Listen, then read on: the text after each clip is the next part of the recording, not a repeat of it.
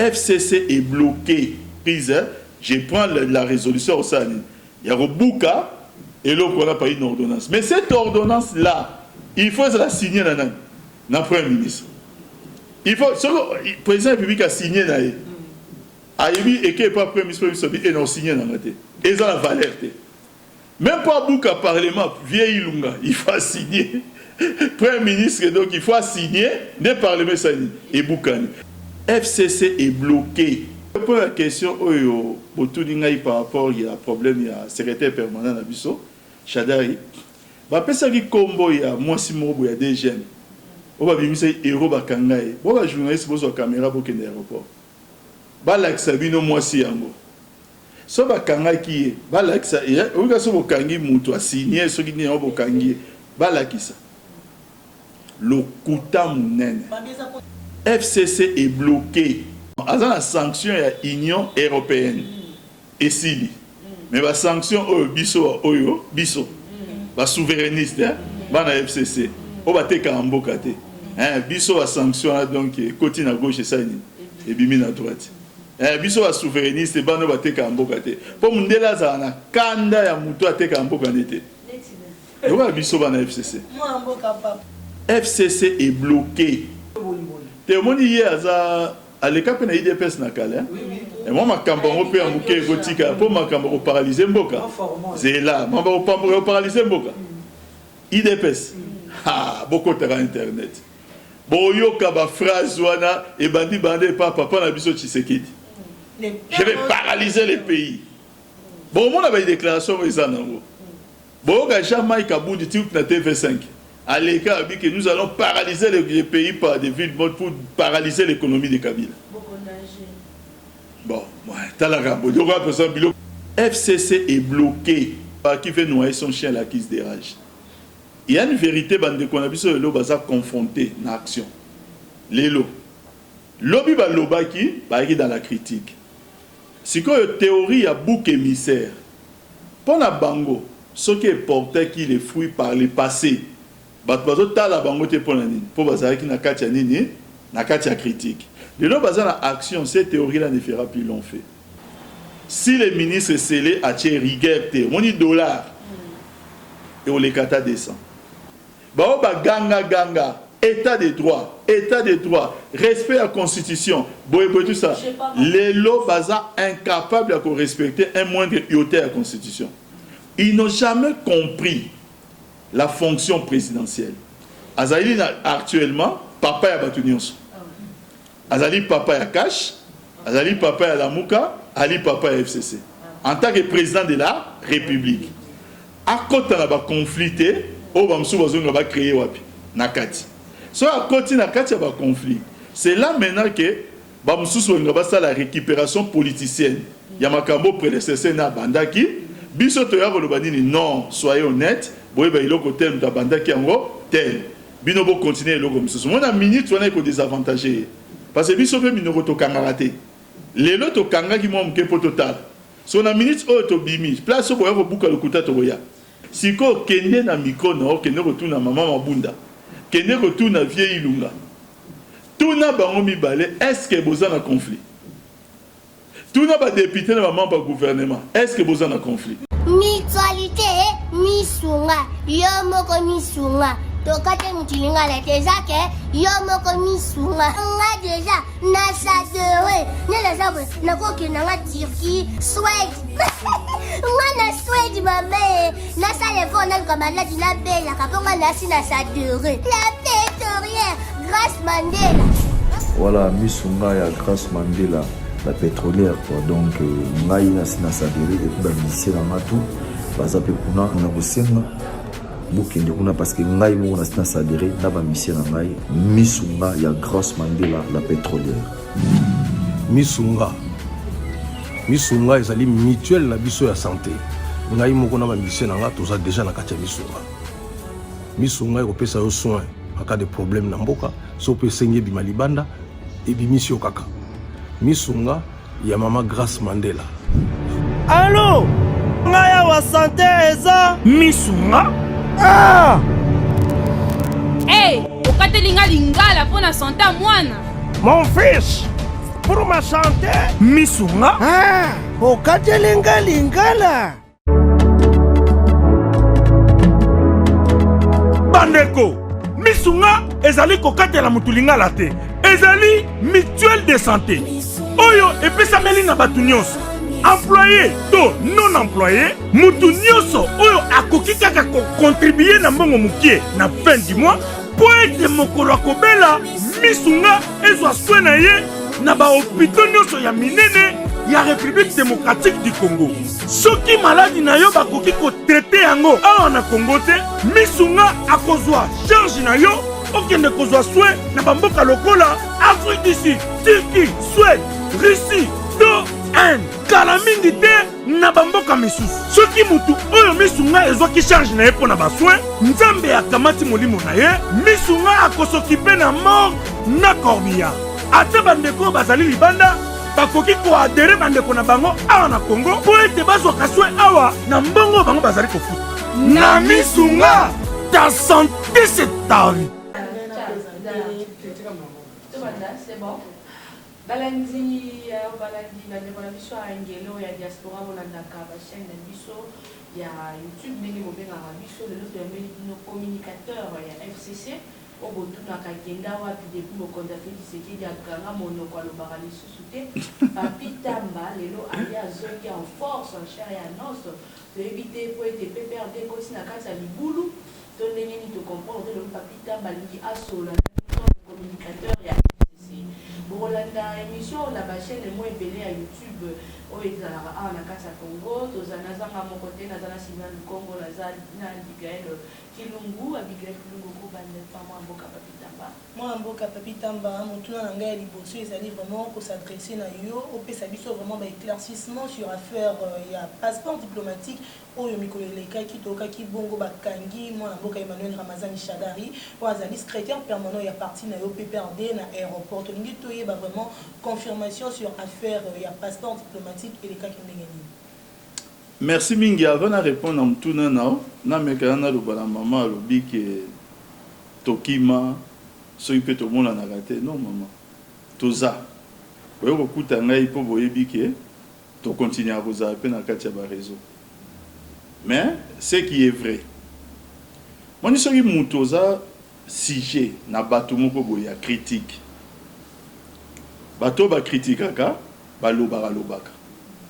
Yo zalaki posani au défendre pe. À un moment, tant que batongo bazui et bonga ya présidence. En gentleman, salarié qui. Salarié qui siko po loba na ko se remettre cause en cause wapi. Oyo bango bandai ko loba lobby. Ba ko sala nini. Oyo biso to bandai ko sala mabe lobby to ko corriger wapi. Maman na ngai soki natali makambo ndenge eza lelo. En tout cas Papi Tamba loba nao. Papi Tamba loba nao. Ça veut dire que nyonso ba loba ki na kala, ba loba ki na baonka po munoko nzamba pesa o mutu nyonso. Mais oyo ezo salema lelo na nde makambo ezo lekela, Papi Tamba loba nao. Yango moninga na zongi siko pona sani, na loba na ngai. Na zongi na ngai te na problème de conscience to va se corriger parce que na monique moi bien nanga kutu muke ezalaki nongo koleka makambo susu nazomona. Sikoyo pour la question oyo botuni ngai par rapport ya problème ya secrétaire permanent na biso Shadari ba pesa ki kombo ya mwasi mobo ya des jeunes o ba bimisa héros bakangai bo ba journaliste bozo caméra bo kende aéroport ba laksa bino mwasi yango so bakangai ki ba laksa o ga so bokangi mutu asigné so ki ne o bokangi ba lakisa lokuta munene babeza pour la raison d'enquête de bameki bongo pour préserver moi la mwasi wana po aye banaki na mission ya ba préserver mutu après mutu on va pantier d'internet wala ko préserver a modèle nini wana a exista kate kene na aéroport no retourne histoire wana qu'est-ce qui s'est passé omoni nakati ya mboka na biso comme partout toza na validité à passeport ezalaka na date ya validité d'abord yango moko mais ba passeport mususu so eza lié na fonction validité nango ezala pe fonction il s'est fait que en ce qui concerne l'ancien VPM, Emmanuel Ramazan Shadari, passeport né à Zouaki, ils ont été en 2022. Il y a VPM. Mais la qualité à VPM, il n'exerce plus ça. Est-ce que ça veut dire qu'il avait laissé le passeport? Non. Azan a passeport diplomatique Moussoussou en tant qu'ancien député. Azan a passeport diplomatique Moussoussou en tant que Mobalia député. So bo barana, boyebi yango, banana nani bozana droit ni, il y a passeport. Azan a passeport à service. En tant que nani, en tant que non, en tant que Azali doyen à faculté. Ozo landangai, Azan a passeport à service. Si koyo protocole les autres la démarche. Pour Azalarate qui ok ko voyager virant nae, akeka le roi biso wa oyo, ok au télémpe na ke au salibo. Non, bah on va avoir service au protocole, il faut ça là, service. Protocole à quel aéroport? Mais protocole ça azu passeport. Mazu passeport ya mabe. O eza valable na date, mais ça sous valable na nini na fonction té. Donc moi Emmanuel Ramazan Shadari azali ko tam on a passeport na nyonso au même moment. Maman na auto répéter ah. Ma passeport ya ba bikonje belé. Eza maboko banani. Ya ba protocole. Yete ke azali ko tambola protocole ça la démarche. So ezali ki ekota na ambassade. Engeza na visa. Mais dans le système ba benga visa aéroportuaire. Donc bokei bozo visa na aéroport. Yango monique passeport wana. Et l'équipe a service wana te. Eza erreur ya protocole face ya 4 passeports. Azu passeport eza sous na validité te. Et il faut remettre le service à DG Maboko. C'est-à-dire quoi? Nous devons aujourd'hui accepter le fait que ceux qui protocole à un passeport, il y a un problème, il y a date, un problème à qualité. Tous allons le service à DGM, où ils sont capables de non, passeport, où ils ont un défaut ici tel, il y a un défaut ici tel. Pour rater le voyage, pour un passeport, ils ont monter les canangos partout. Mais il y a une erreur à protocole, mais ils ont été dans l'aéroport, à Kangié, comme si ils ont la qualité à voyager dans le passeport. Mambo à passeport, année répète ça, on peut battre. Tu as eu une révélation. Kasi parce que tu as que batterie va comment pour aller et moi à mon candidat pour le mettre à la sanction. Bon passeport envoyé diplomatique à Kenya, à Dubaï, Burundi, Ouganda, non, à la sanction il y a Union européenne et Sili. Mais la sanction biso oyo biso. Ba souverainiste ba na FCC. O ba te ka mboka te. Biso la sanction donc côté na gauche ça et bimi na droite. Biso wa souverainiste bano bateka mboka te. Po mundela za na kanda ya mutu ateka mboka nete. Yoka biso bana FCC. Moi mboka papi tamba lelo PPRD sala ki bongo 18 ans au pouvoir kasi ya mawezali ko ka ki PPRD azala ki incapable ya kosomba bongo siège na ye, balobi bosali 16 ans ya ko louer siège wana sans pour autant ko futa banyongo ya SNCC. Donc tous vraiment ba éclaircissement sur dossier wana ya lupango na bino ya pumbu. Donc, au moni dossier quelque part dans la justice, hein? SNCC. Oui, nan yango aza DG à SNCC tilelo. Premier ministre Ilunga Ukamba. Bon total, c'est papa Ilunga service à NCC nini comique. Petit lelo, hier aza premier ministre vient à biso à PPRD. Hier pe aza nani? Te hier pe. Nazo ba ke hier DG à SNCC vient à biso nani? Ya PPRD aza na tilelo. Il faut que nous tournions les questions. Maman, les réseaux sociaux, tant que nous avons à Salaki, Facebook, ceux qui marquent, ils ont prononcé comme on est bien.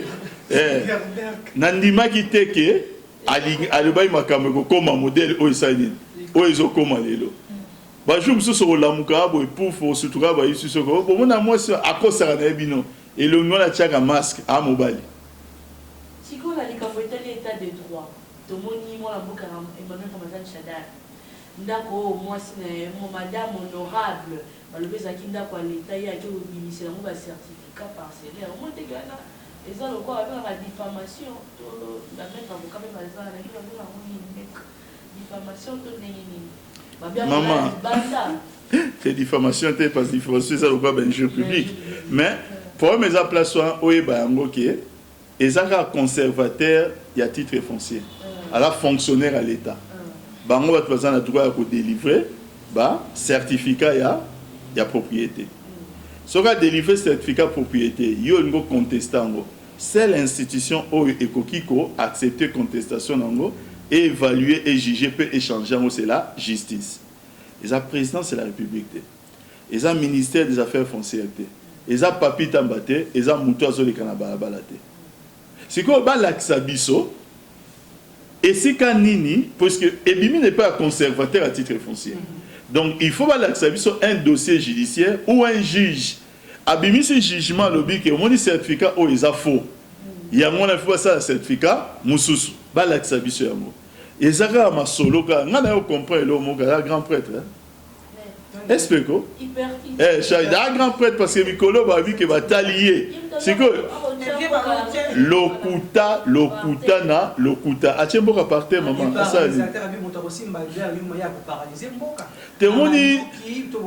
Témoigné hier à l'écap na IDPS na kala. Et moi ma kambango pe amuke gotika pour ma kambango paralyser mboka. C'est là, ma kambango paralyser mboka. IDPS. Ah, beaucoup de internet. Boyoka ba phrase wana et bandi bandé papa na biso Tshisekedi. Je vais paralyser les pays. Bon, on a une déclaration bon, jamais Kaboudi na TV5. À l'écart, que nous allons paralyser les pays par des villes pour paralyser l'économie de Kabila. Bon, ouais, t'as la rambo. Il y aura personne bilo comme ce soir. Bon, on va aller bilo quoi. T'as la tata mena le quoi la mer. Va venir on nager comme na ebina on nager te. Hein? Parce quoi qui c'est bino bata FCC bino bozo bloquer vraiment bonne gouvernance, il y a chef de l'État Félix Tshisekedi. En français, baloba qui veut noyer son chien là qui se dérange. Il y a une vérité bande qu'on a vu sur le loba ça confronté dans l'action. Les lots. Lobby baloba qui dans la critique. C'est que théorie il y a bouc émissaire. Pour la bango, ce qui est porté qui les fruits par le passé. Bato ta la bango te pour la nini. Pour bazar qui na katia nini, na katia critique. Le loba ça la action, cette théorie là ne fera plus long fait. FCC est bloqué. Nanini. Hein? Papa, ce moutazolo babo landaï. Tous un rapport moi à ODEP et où tu obima kalate. Ba engagé 100 jours à vos travaux dans mois mars, il y a 2019. Gouvernement exaté. Mbongo bandi obima. Ba réseaux sociaux et tomboki. Ba règlement interne la présidence place biso tozate. Orakuno marché tel et PSM de gré à gré 500 000 société en salemi quand société salemi avant marché non après marché ça dit bazu marché bon va salini société sans appel d'offres au minimum ce qui l'était ngepé ça marché bazan la poste ko yeba société en salanini ils ont existé depuis combien de temps non marché PSM société salemi après et tondaki na ba réseaux sociaux. Des documents jamais contestés et qui ne peuvent pas être contestés.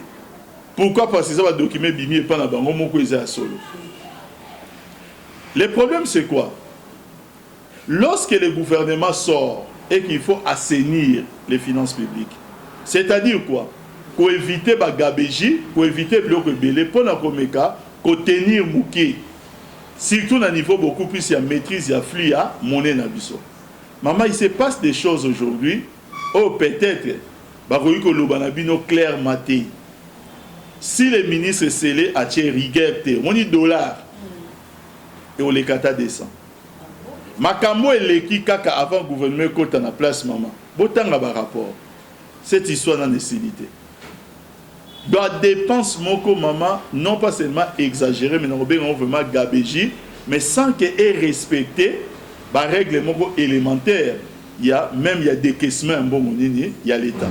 Mbongo wana ka kabilo bazo finga, babi a bloqué yé mutati kaki. Mbongo nyo c'est ça ni. Et si Tozo beta masola mars. Il y a mars à 2019. Budget Sikonde, il y a 2020, année de l'action. Mais bandi j'en a polémique. Sikoyo pour ces polémiques de la janvier, on est la première action est comme polémique. Toujours aider mon quantité. Pour aider mon quantité, il faut action, non pas polémique. Parce qu'il faut aider, il faut action. Il y a polémique. Les actions au ministre c'est là c'est-à-dire quoi?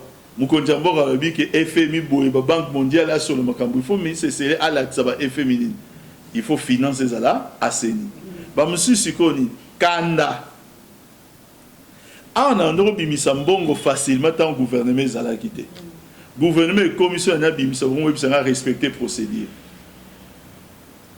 C'est les au moins te mboke ezala kandenge wana te.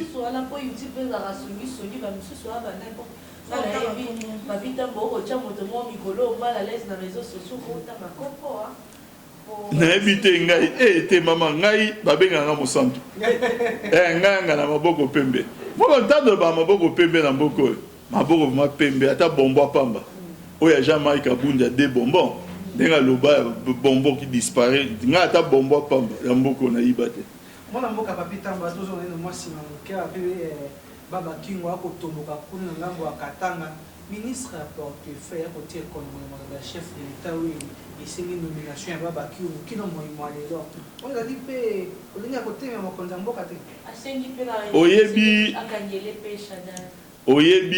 na oyebi sabino eloko moko mboka bakumbaka yango na mibeko eza nango sous question ya osala fétichisme te ordonnance oyo enomaki Baba Kiungu oyo enomaki bato ya Jekamine eza ordonnance ebuki mibeko na kati ya ordonnance wana bato ya FCCP baa na kati banomaki bango bato bazobosana eloko wana soki eza mpona kobloke bato ya cash bongo ya biso bato ya FCC kaka Albert Yuma oyo bato bazoloba aza mpe PCA na kati ya nini ya ordonnance wana banoma epe mais il se pose un problème tozo vivre période moko lozali lokola ya transition avec problème ya bon mon équipe il y a un premier ministre il y a kala na gouvernement oyo bazo kende pour basi ba nommer premier ministre à Sika mais gouvernement na nous et ça limité cette condition là c'est le plein droit et permettre té aux premier ministre oyo kala a co-signer premier ministre oyo Sika peut resali a co-signer pour la comme chef à gouvernement donc il y avait un problème et puis ba ordonnance sango et bima deux versions. Au sol il y a nomination et mis deux versions. Il y a déjà un problème. Deuxième problème par rapport à Baba Kiungu. Il y a azali sous soumis na loi oyo ezota la sikoyo ba âge ya ko nommer batunakati ba service public. Ba lobi nini âge moko boye osoko leki yango moins au diriger service public ezate entreprise d'état. Il y a dépassé ngo kala âge wana. Donc, à dépasser un mot kala, mibeko sanini et boukani. Si koyo ordonnance à président de la République, n'engé za place wana. Et koki ko sala débat na parlementaire. Les le président a sali a posé acte oyo et violé constitution, mais moyen ba député ba s'attaquer na président et ça te pour ça soumis et pas na bangote. En revanche, ce qui ministre à portefeuille a commis notification. Na minute on a enclenché ni mécanisme pour nani le gouvernement est responsable devant les parlements. Ba ko convoquer nan ministre à portefeuille. Tant ba ko convoquer ministre à portefeuille et ça la effet boule de neige. Et Rosaline ngai na exécuter mi beko ni mi beko me buka ki boye boye ça mécanisme monsieur Salemi na parlement tina ba conséquences beaucoup éviter ou ça des nature comme makimiate. Ce qu'il faut faire c'est d'abord une ordonnance peut être abrogée.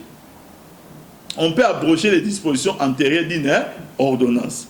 Le président de la République ne peut pas, ça c'est la Constitution, afin d'appeler la nation sur la cité de l'Union africaine, il a nommé un mandataire. Pour le moment, le journal, non. La Constitution est lobby, il faut conseiller le ministre, c'est ça, il m'a proposé ou c'est comme dans le général de l'armée. Il ne peut pas nommer avant de consulter. D'abord, les conseils supérieurs de la défense entendus, et il faut ça en concertation avec le chef d'état-major général. Pour d'abord, appeler un expert militaire. Ça, c'est la Constitution. Alors, qu'est-ce qu'il y a lieu de faire? À abroger l'ancienne ordonnance et à regarder une nouvelle comment ordonnance, mais qui respecte quoi? La procédure pour les na conseil des ministres proposé ou na premier ministre. C'est quand même étonnant, maman, de voir que l'élo ganga état de droit, respect à la constitution, tout ça, l'élo baza incapable de respecter un moindre ioté à la constitution. Ils n'ont jamais compris la fonction présidentielle. La constitution le quoi la biso. Tous un régime semi-parlementaire et puis semi-présidentiel. On peut aussi appeler ça semi-parlementaire. Ça veut dire quoi? Ezali régime moko oyo à la base, est un régime parlementaire, mais va emprunter quelques mécanismes et un régime présidentiel, notamment suffrage universel direct qu'il y a président. Mais c'est un régime où c'est le gouvernement qui y a des places à se reposer mingi pour l'action gouvernementale pour y être responsable devant le Parlement. Maintenant, on se rend compte que Baninga Nabiso, qui préparé dans le thé. Balié Nabiso. Non, Balié Nabiso. Pour toi, on n'a pas de discours dans le thé. On n'a pas de discours dans le comme ça. Grâce à Yoki, dans une phrase politique pesani, Moussala. Si on a évité ça, aïeko. Moi, en tant que vraiment, il faut évaluer une année à Félix Tshisekedi au sommet de l'État sur le plan positif, mais sur le plan négatif. Bon, je ne suis pas là pour essayer d'évaluer Mokonzi Mboka. Ce que je peux seulement dire, c'est que Mokonzi Mboka entame action dans la tête à l'État, dans esprit moko positif, esprit moko honnête. C'est-à-dire quoi? C'est de s'inscrire dans la logique et la continuité de l'action publique. C'est-à-dire quoi? Aza investi le 24 novembre 2019. C'est impossible pour lui, dans le mois de mars, de trouver l'argent mobilisé pour ça les travaux. Pour abandonner les travaux 100 jours, il doit trouver des projets. Parce que les travaux 100 jours, dans son projet, il y a campagne exatée. Il faut trouver des projets, il faut trouver des mbongo. Et ça, continuité. Il y a l'État, par rapport au prédécesseur de Sagini, Atikaki. Baso de moutons, tout le monde, il faut un coup de tango pour continuer. Et ça, il y a un côté. Tout ça, un projet, par exemple, il y a Maï, il y a la eau potable, financé par la Banque mondiale. Et il y a qui moins de ils ont continué. Tout ça, un projet, il inauguré qui barrage à Zongo D, avec délestage 2020-2021 au niveau de Kinshasa. Ce sont des projets. Continuité à faire d'essai. Et ça, nous sommes les Biloko Akutaki. Et qu'est-ce qu'il a fait? Il a eu les fair play. Même il a inauguré la Bibliothèque nationale. Oyo, et la pierre posée par son prédécesseur. Et les travaux réalisés par qui? Par son prédécesseur. Mais c'est des bons à loi, c'est ça qu'on prend la fonction présidentielle. Qui reste dans cette dynamique-là. Aujourd'hui, n'a pas signé Azali. Azali, actuellement, papa ya Batunions. Azali, papa ya Cash. Azali, papa ya Lamuka. Ali, papa ya FCC. En tant que président de la République. À côté de la conflit, on va créer Nakati. So à côté de Nakati, il y a un conflit.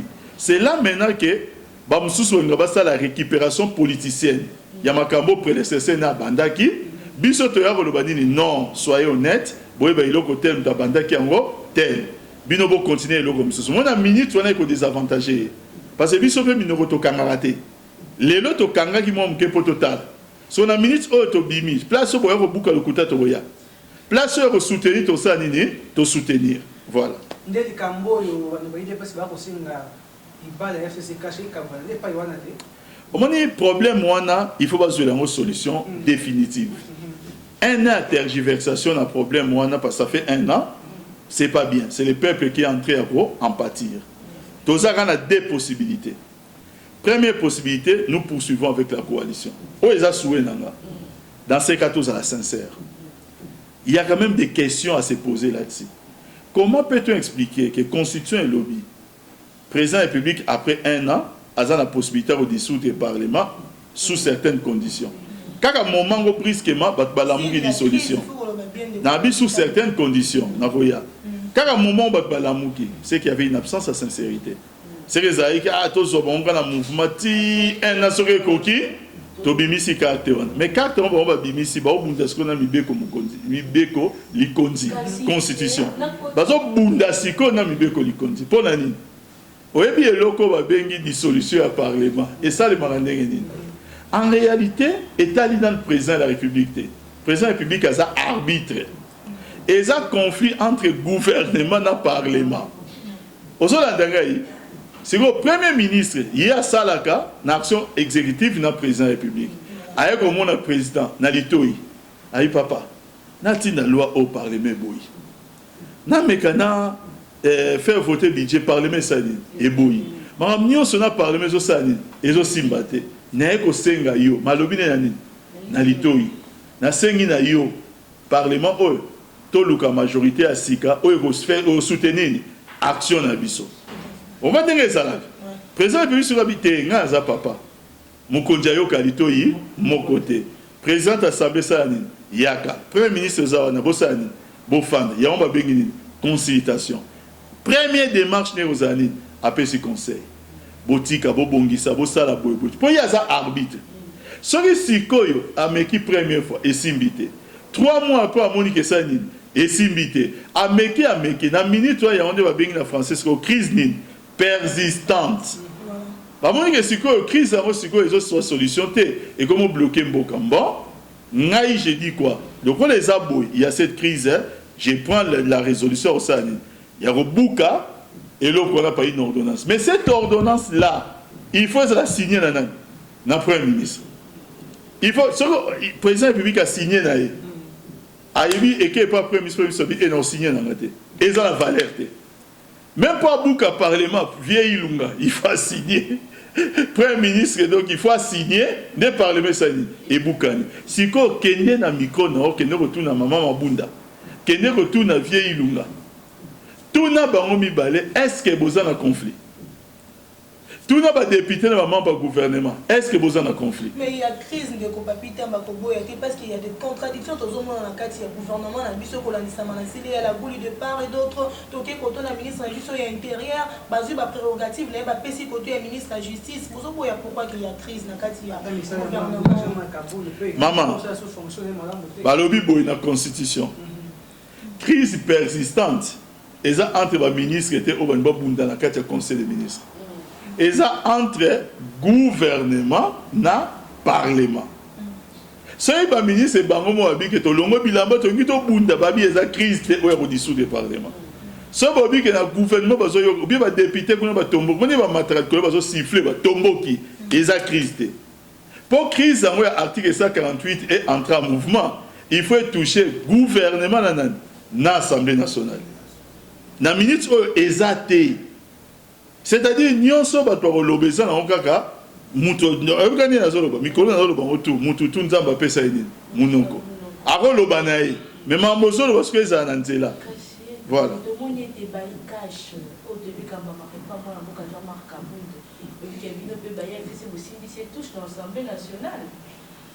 kanisa ki lokwa ka pe question soki ezanga te kanisa lokwa soki ali poste de vice-président de l'Assemblée nationale ne abongi boboto li signature boke bopesa moto na bino deuxième vice c'est balamangi c'est balamangi Jean-Marc Kabunda parce que le mo mikolo a telemi na rage alobi ete to dissoudre ka Assemblée nationale na FCBino bon na ebi hein monika que grand prêtre Jean-Marc Kabunda il y a un grand prêtre, il y a un âge vraiment, biso de zabo âge on a courage que sous chic. Et puis deuxièmement, on a kini ao.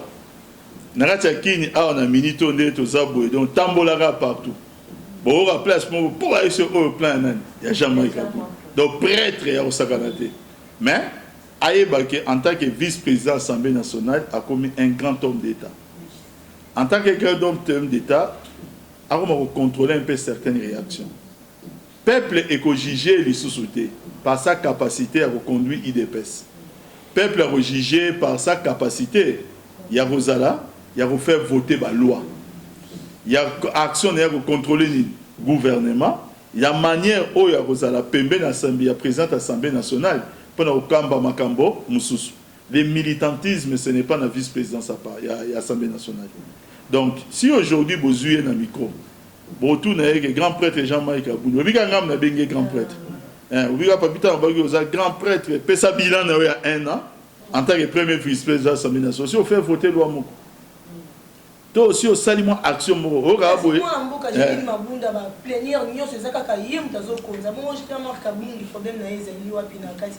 Non. Les travaux parlementaires, maman. Au moins, plénière, ça représente 30% des travaux parlementaires.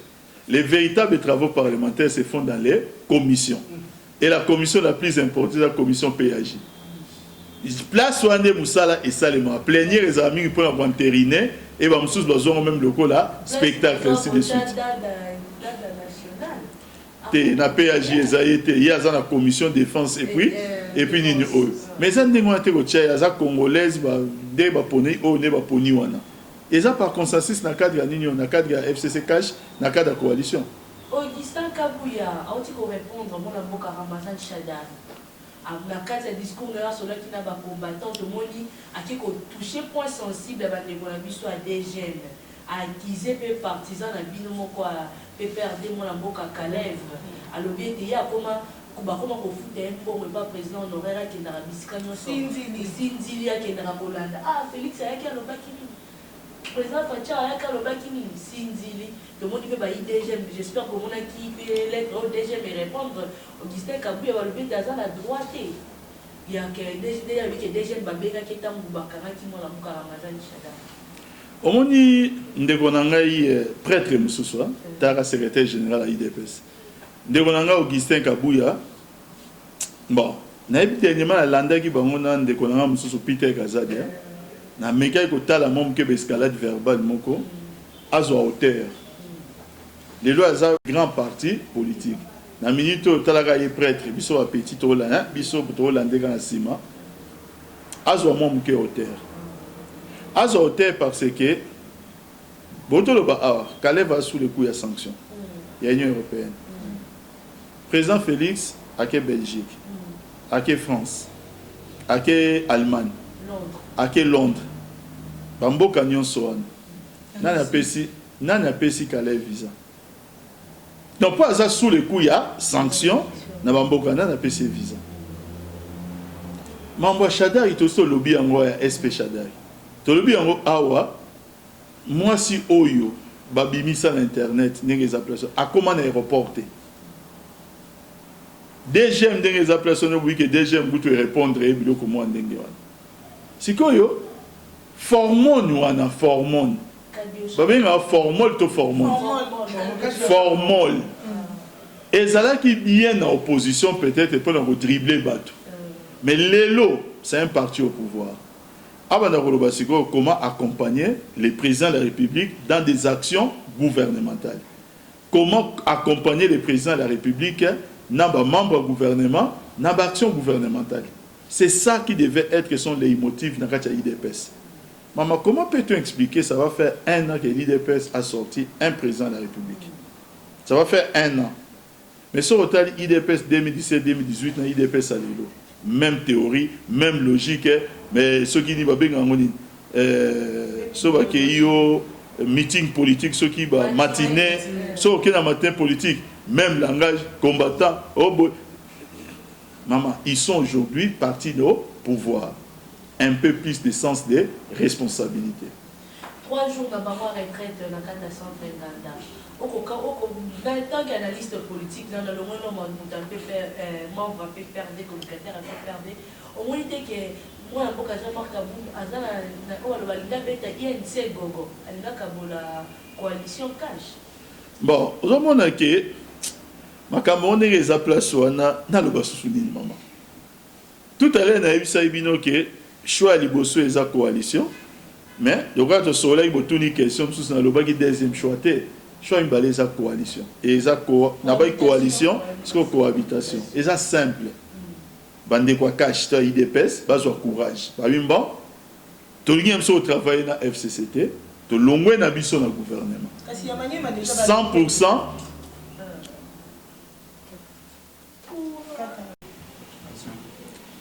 cohabitation au moins et vous allez 100% gouvernement FCC. Na minute wana ba longwe pe na parlement. Na niveau il y a alliance autour dans le parlement. Quelle va être la conséquence? Première conséquence, on aura un président de la République, mais qui aura une minorité dans le parlement. Ça, c'est d'abord la première conséquence. La deuxième conséquence, c'est quoi?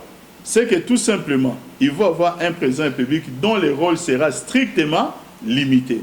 Parce qu'aujourd'hui, le président de la République qui n'a pas de majorité au parlement, a se reposer sur la coalition pour qu'elle a existé dans le niveau Assemblée nationale pour nous faire passer la résolution. Nous maintenant, chantage et l'équipe Mingi, nous demandons à nos amis à Cash, si nous devons poursuivre la sincérité, plutôt dans la coalition, un peu de sincérité. s'il ne faut pas ça, qu'ils prennent les mesures pour dire que voilà, tu as une coalition, nous serons à l'aise. Et dans la coalition, et dans la cohabitation. Nous serons très à l'aise. Papi Tamba, au bureau conjoint des Nations Unies, il y a aussi bongo pour noter une amie à Félix Tshisekedi, la réduction sur violation des droits de l'homme, parce qu'il n'y a pas ces alliés qui ont pour gouverner, tout le monde a des sanctions et pas CPI et pas réaction des alliés vraiment au bureau conjoint des Nations Unies, a noté chef de l'État Félix Tshisekedi pour la réduction et la violation des droits de l'homme. Il faut mettre dans des FCC beaucoup. Il faut mettre la FCC Maboko pour la violation des droits de l'homme au besoin la violation des droits de l'homme. Et ça y par rapport il y a la contestation au besoin de pouvoir. Lélo, ça veut dire que Félix Tshisekedi, notre chef de l'État, a vivre sans la contestation.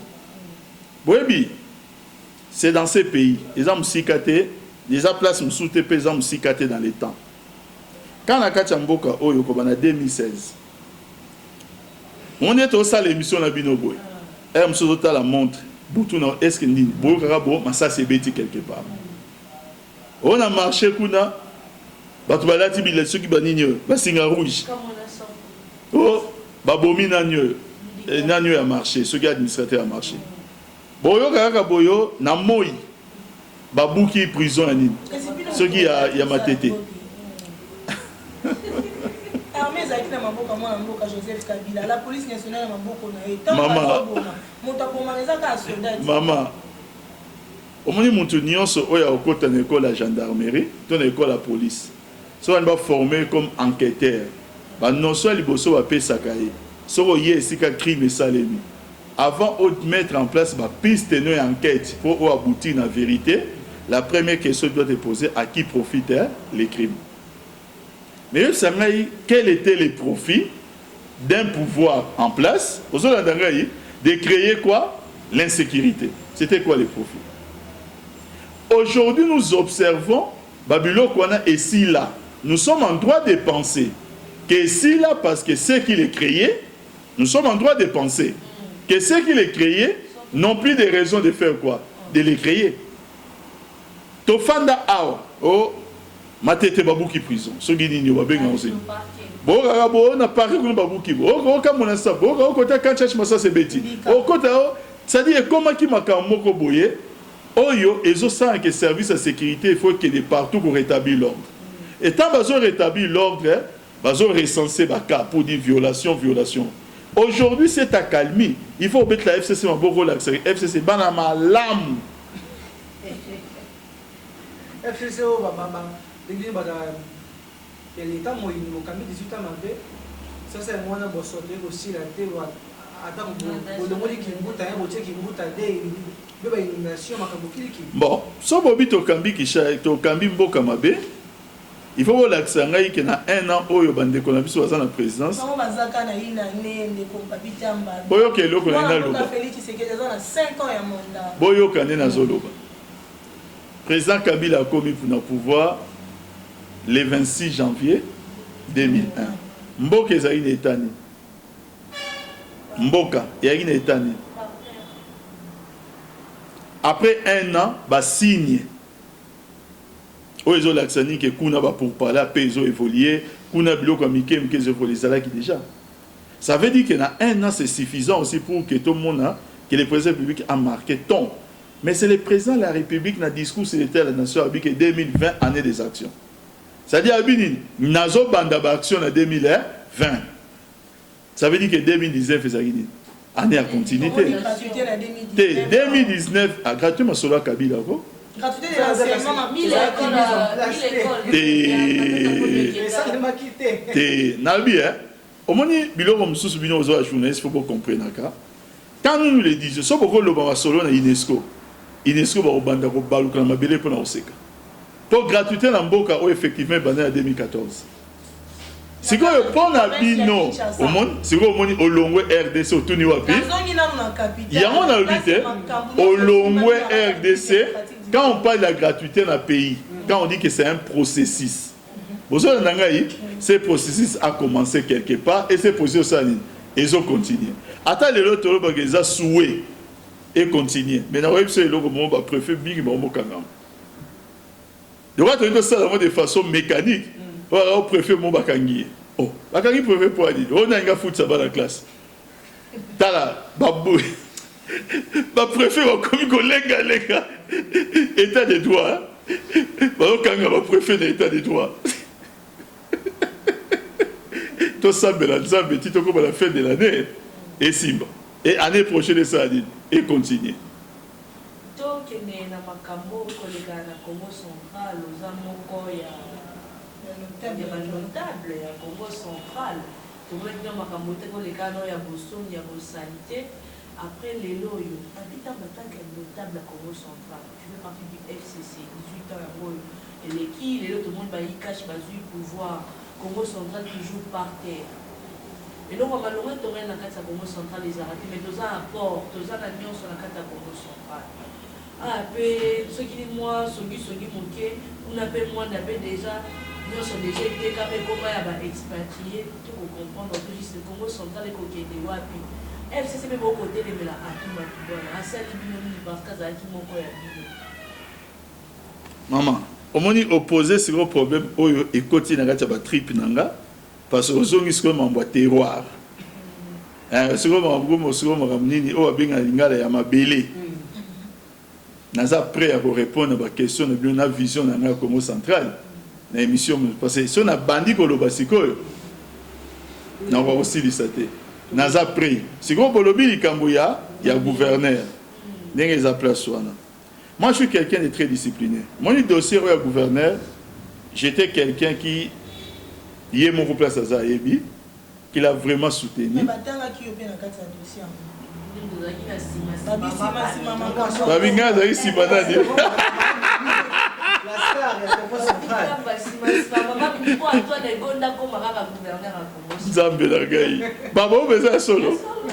Lokuta monene o mobutu adoba lokuta monene yangwa un mensonge qui vient tout droit de l'enfer na mona maman mimi na vie na raté na yebi été na ba bino vérité so botu ni e moko pe bozuye par ndenga akomo lo bani oboyanga nuwa na la vidéo so botu ni e moko ayo sa vidéo ke da boyanga nuwa o babita ba azate to yeba na bisote. J'avais juste pour des raisons, on a revenir dans côté, na soutenant qui les gouverneurs à tout. J'ai dit na soutenant qui parce que nous étions dans une discipline, il y a côté Moko. Son comportement de ces derniers temps, de se détacher à FCC, se détacher de FCC veut dire se détacher du président Kabila, m'oblige à prendre mes distances. Je ne peux plus aujourd'hui continuer avec celui à vendre amener wapi na cash. Ça, c'est clair et net. Nous avons ADN, Joseph Kabila. Vous êtes avec Joseph Kabila, je suis avec vous. Vous n'êtes pas avec Joseph Kabila, peu importe votre rang, nous avons ôté.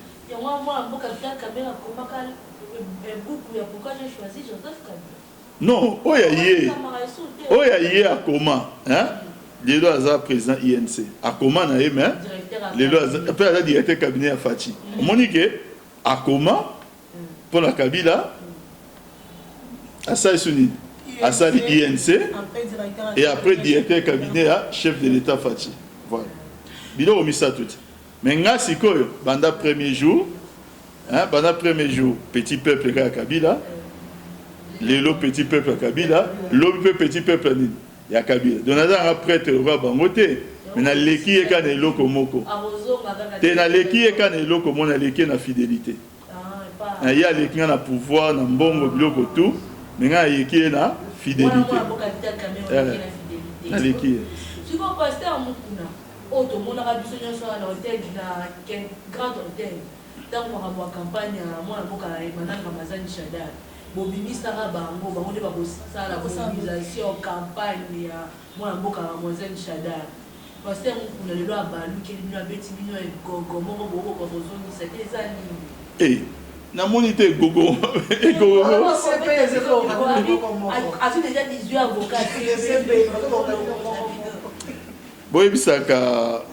boyebisaka ndeko pasteur ya Moïse Mbie baba collecte ba on a ba Moïse Mbie na ba zela nani sisi ba Mai Kalambai ba pasteur ebele baba collecte ba kutana pe na place na bango so ba na réunion ba pasteur ba pesa na juste ba conseil ko kamba makambo nzambe ya lisekité omoni ba lokuta ba na mike et vous allez prendre pasteur avocat ni bozo c'est boyebi procédure ya ko traduire mutu na justice na nino na contexte à ces pays boyebi contexte nango.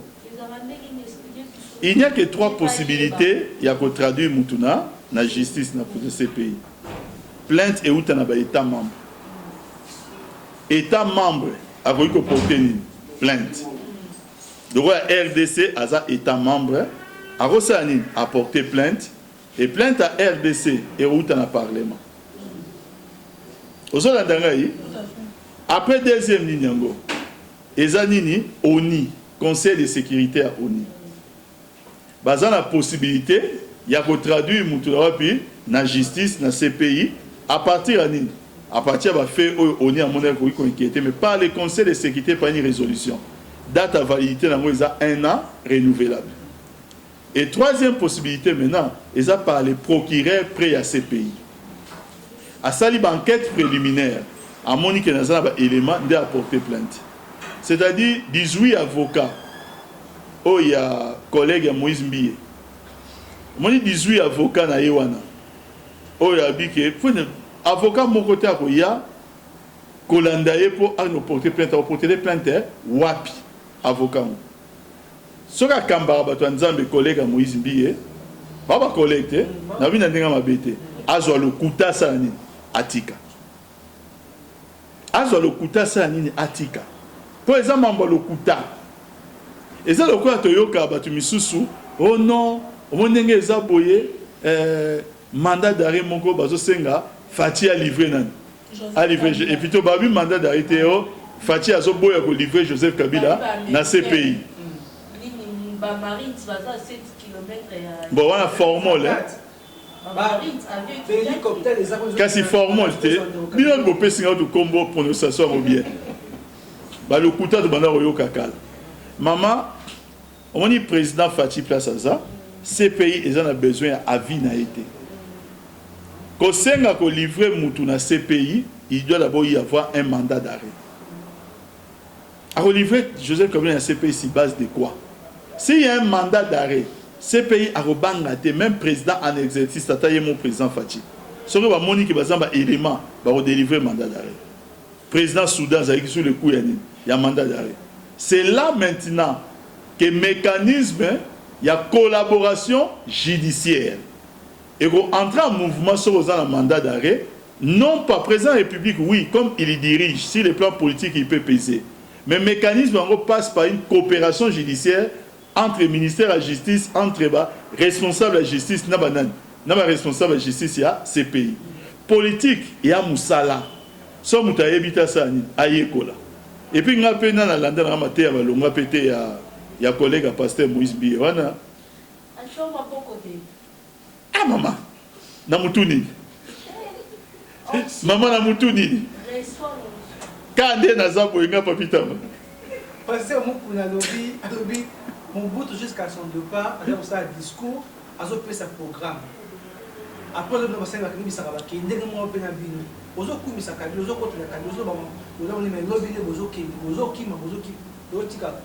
programme. Il a collègue à pasteur Moïse Mbiye, il a place Atika Mokeba Biloko, ils ont honoré été. Nous avons mis une question sur la église, Tilelo, ma fidèle Bazaka. Non, mais tout la question, moko. A que nous t'ayons le banzan. Sera lingi koye ko la politique. Et ça, c'est simple. À ça, il y a le roi Jean-Marc Kabundi. Oh, Jean-Marc Kabundi a d'arrêté pasteur. Tu as dit pasteur qui est le zongelitique. Au moins, on a dit que ça lui bien pour ça. Ah, ben, on a voyé que la mouké.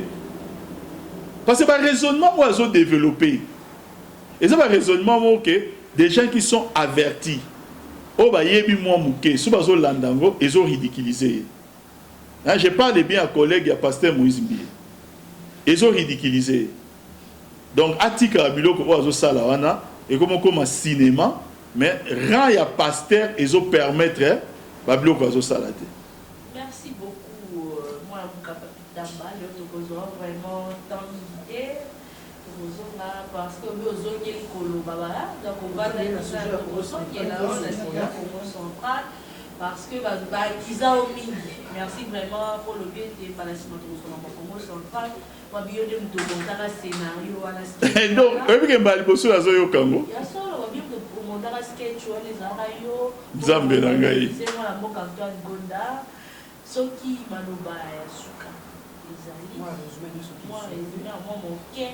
Oh, tu vas bien quand même beaucoup nager, vacances parlementaires, après ici la raba qui va dans la moi à beaucoup à ma bouda, moi je dis c'est dans la cour et le combat combattant va causer la mode. Angaye, monde auto évolué. Nana eba so eloko moko, il y a une Afrique du Sud. Kondo grand prêtre vraiment Etienne Tshisekedi. Abina va combattre nina pesi mot d'ordre bo bukanine ba prison bo landa ba policier tina banda kuna bango bo longola bango bilamba deva basi na bango na bana bo beta bango nini ba film mot d'ordre et senga rasiko et landa après action d'ordre réalisation d'ordre parce que ndeto fandi boy toi banani toi batu o na vie to fandi boy obintaba même plutôt atozo bomazo taloka boy ben baonde ba pomba baonde so banani ça c'est batika ba ventir bana mike wana batika ça ba ventir bana mike il ne nous empêche pas de dormir mon est là banda kalati lelo to ronfler de la même manière ba empêcher à bisoter il ne nous empêche pas de manger appétit ndenge ezalaki ezali ezali te na babiloko ba menace wana mais ba tout simplement que ces pays ils ont ça la monitoring ya ba déclaration un jour si un désordre de Salemi Makila etangi na mboka oyo par rapport à makambo ya coalition FCC cash il y aura des responsables oyebi na Rwanda il y a des gens qui avaient fait l'analyse ba biso ito bomi président Biarimana parce que c'est lui le problème. Il ne savait pas qu'il a provoqué génocide Oyo et créé jusqu'à 800 000 morts dans le Rwanda. Si c'est le schéma, il va adopter le schéma violence. Il va adopter. Mais ils n'ont pas de gens qui se laisseront faire. Ça doit être très clair dans leur esprit. Mais deuxièmement, jusqu'où et ça, c'est aussi et au Kumbabango. Moi, je comprends, moi, mon position à Bango. Après avoir beaucoup critiqué par le passé, on doit être mal à l'aise avec des alliés qu'on a critiqués par le passé. Mais bah, ça, l'effort qu'on s'est dépassé. Les lots ont remarqué difficulté moko au arabo FCC. FCC m'ta que dollar et mata. FCC m'ta que Tokangi soucié. Ministre de l'économie, moi c'est Kitoko wana. Madame la ministre, mes respects. Il y a vraiment des exemples sur le Kangé. Tara Nengaza. Mon tour, on a posé à Kangé, soit comme Galiboso, à quoi il a. Ça, c'est des choses où on va raconter. Il y a Bilo Oka va raconter tout ça. Et ça, on a sens à mon côté. En revanche, ce que on a posé vraiment pour aider le président de la République. Comprendre le sens à unité. Parce que la situation ira de mal en pire si ça continue comme ça. Parce que il a créé crise, il y a confiance et pas d'investisseurs. Il va bloquer investissement, donc il va bloquer activité économique. Voilà ce qu'il faut savoir. Merci beaucoup. Merci beaucoup.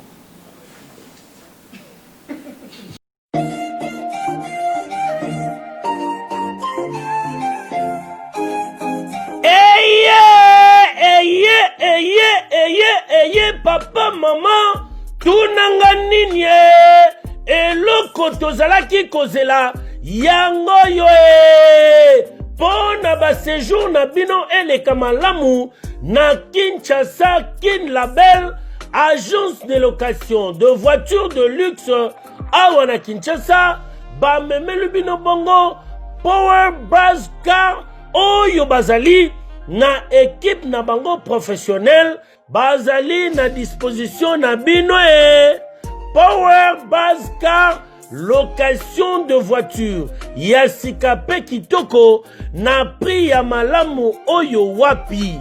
Okoki kokontate bandeko ya Power Base Car na ba numéro oyo plus 243 85 151 5000 topé na plus 243 82 23 86 668 Beli Soussou na www.powerbase-car.com topé na contact email contact@powerbase-car.com Ozamo Bimba.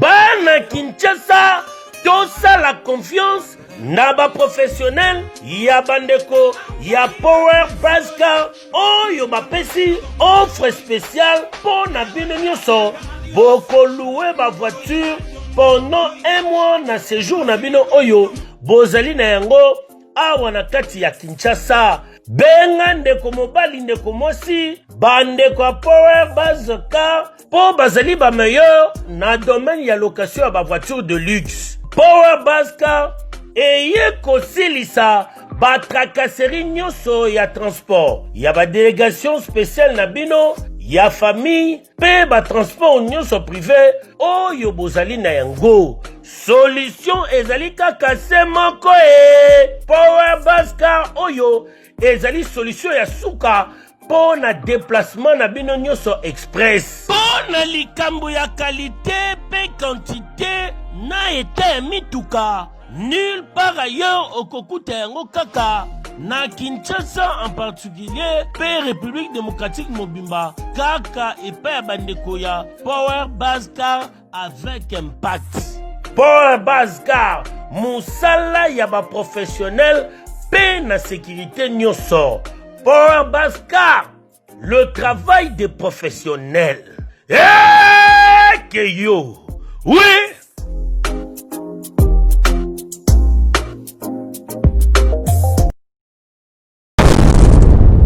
Congo France. Bisona bango, bango na biso, bisona bango. Ekara molai. France.com, site ya Tolo Masolo danger, Masolo kitoko. CongoFrance.com.